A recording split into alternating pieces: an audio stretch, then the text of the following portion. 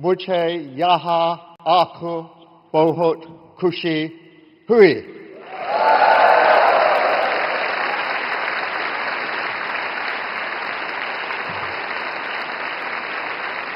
I hope that was roughly right. But look, it's fantastic to be here with all of you and with Prime Minister Modi, and just to see the room as vibrant and energetic as this is fantastic. In India's financial and economic capital, Namaskar Mumbai. Prime Minister, we were honoured to host you in the United Kingdom just a few short months ago in July, and I'm honoured now, just as you were, to be here making that return visit, because we are doing something remarkable together. We're taking this incredible partnership between our two nations and redefining it with a new level of ambition for a new era. Now, back in July, when we were in Chequers, we signed the historic UK-India Comprehensive Economic and Trade Agreement. It was a deal that was years in the making, a deal that many people said couldn't be done, and a deal that we struck together. Now, we did it to raise living standards in both nations, to put more money in the pockets of working people, and to create opportunities for everyone in this room. It's great news across our economy, for the makers of British cars, for Scottish whisky distillers, to workers in our fintech sector in London, Edinburgh, Manchester, Leeds and Glasgow. It will add billions of pounds to our GDP, hundreds of billions of rupees to yours, and add billions to wages as well. It's the biggest deal that the UK has done since we left the European Union. And I think it's fair to say it's the most ambitious trade deal that India has ever done. So I want to thank Prime Minister Modi for his partnership and his vision. This was a huge win for both nations and a huge statement of our shared belief, not just in the power of this bond, but in its potential to grow even further, to build the economies and skills of the future together. So, friends, we are clear, this is just the start. Our trade agreement holds out the promise of incredible opportunities. We are here in India today to show that we mean it, that we're going to follow through on that promise, seize the opportunities and keep raising our ambitions even further. And you may have heard, I didn't travel here alone this week. I brought some friends who believe in this vision as well. 126 brilliant British businesses and other leaders.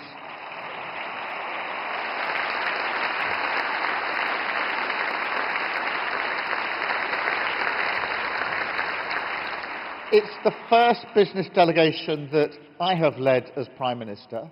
It is the biggest British business delegation for over a decade, and the biggest ever to India. I'll tell you, we had some problems with the planning because we had to swap to a bigger plane when we knew the numbers that were coming with us.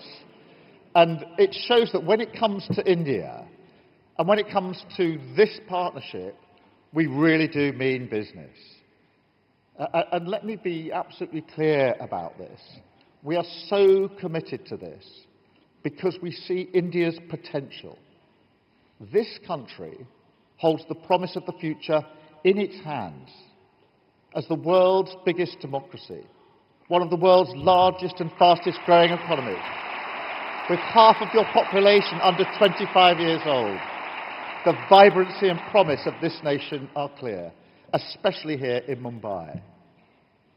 And when this all comes together with the UK's talent and creativity, with our institutions and entrepreneurs, it is an incredible combination, a real alchemy. Because Let me tell you, we are building something special in the United Kingdom as well. A renewed nation, a renewed economy, a Britain that works for all. Now, since we came into government just over a year ago, we've already attracted record investment. We've delivered the highest growth in the G7 in the first half of 2025. And now we're reigniting our economy to secure growth for the long term. And that means creating jobs, boosting wages, and support thriving communities up and down the United Kingdom. That does mean streamlining regulation, you'll be pleased to know, investing in education and skills, investing in infrastructure like never before, delivering planning decisions at record-breaking pace, and through our industrial strategy, it means backing the sectors that will define the future, where we already have a competitive edge, like tech and AI, life sciences, renewable energy, advanced manufacturing, and, of course, financial services and fintech are right at the heart of all of this. To put it simply, we are determined to make the United Kingdom one of the best places in the world for people to do business, to start up, to scale up, to grow and list, because that is good for our working people. We have the expertise, the critical mass, and the capital markets that can support innovative firms looking to grow. And that means all of you here in this room and beyond. Because look, our two nations achieve incredible things when we innovate together. Look at Oxford, AstraZeneca, and the Serum Institute, delivering over 1 billion doses of the COVID vaccine. Just think about that partnership. The great way in which we're joining forces. The new vaccines research facility in Oxford to deliver more life-changing and life-saving innovations. Look at GSK and Bahot Biotech, who worked together to develop the world's first successful malaria vaccine. What an incredible thing. Or look at Excelicom and Radis, pioneering 5G base stations in space, helping to connect the most remote regions on Earth. And actually, I'm struck by another collaboration between our two nations.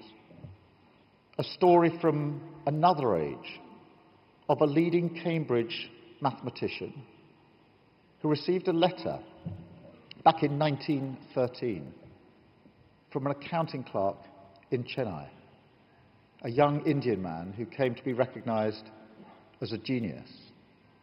Those two men, Hardy and Ramanujan, struck up a truly unique partnership that changed the field of theoretical mathematics and, incredibly, helped to shape the fintech industry that would emerge a century later.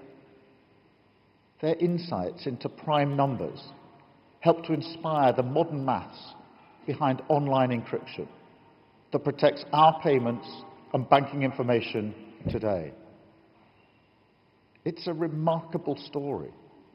It shows how cross-pollination of science and research, academic excellence, innovation, and yes, genius, all the things that define this relationship add up to practical applications that improve people's lives, including in finance.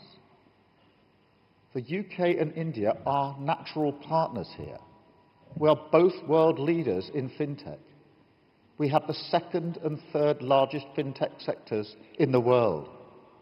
Our trade in services has doubled over the last 4 years alone.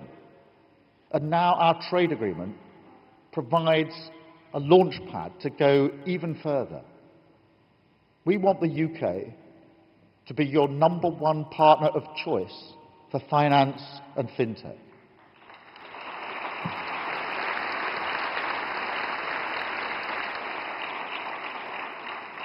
UK companies like Revolut are investing and expanding their operations here.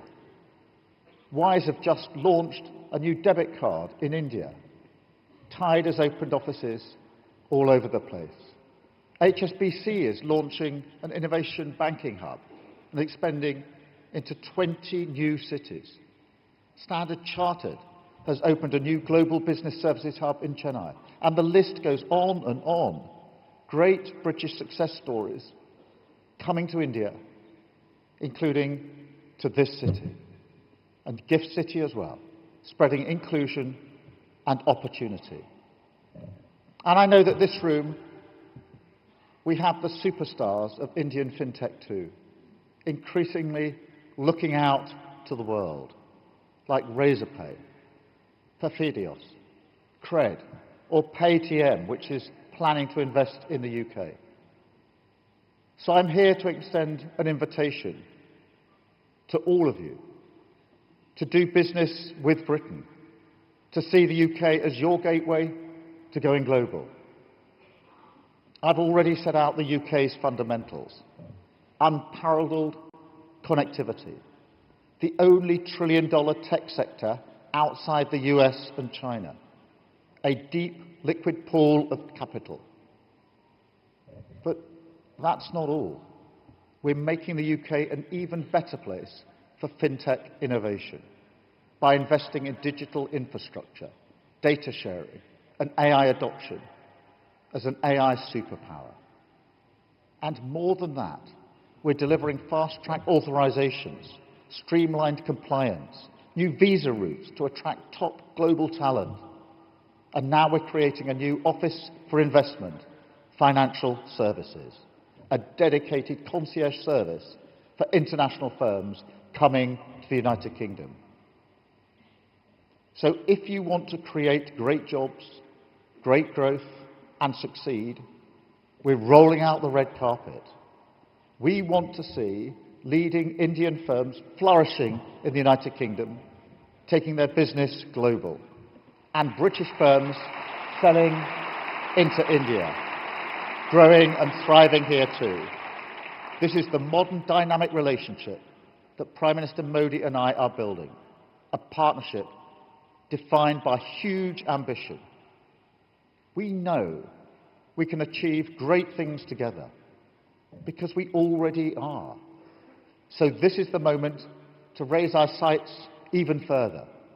It's time to invest in the United Kingdom, invest in this relationship, and invest in our shared future, turning this landmark moment for the United Kingdom and India into the start of a new era, making life better for working people for many years to come.